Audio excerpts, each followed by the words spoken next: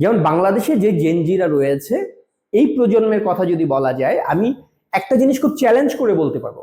আপনি 1 লক্ষ জেনজিকে জিজ্ঞেস করবেন সে মুক্তিযুদ্ধের ইতিহাস সম্পর্কে কোনো বই পড়েছে কিনা, সে বাংলার যে ইতিহাস সেটা নিয়ে কোনো পড়াশোনা করেছে কিনা, সে বারবার তো তারা ধর্মের ব্যাপার বলে, তাকে জিজ্ঞেস করবেন যে ইসলামের ইতিহাসটা তারা জানে কিনা, তারা কোনোটাই জানে না। এই জেনজিরা শুধু ফেসবুক কেন্দ্রিক, ওই যে ফেসবুক এক একজনের পোস্ট দেখে তারা ইতিহাস জানে, তারা হচ্ছে কমেন্টস থেকে ইতিহাস জানে। ধরেন পিনাকির মতো লোক যে ধরনের মিথ্যাচার, যে ধরনের গুজব, যে ধরনের নোংরামুগলা ছড়ায়, এগুলো তাদের কাছে ইতিহাস।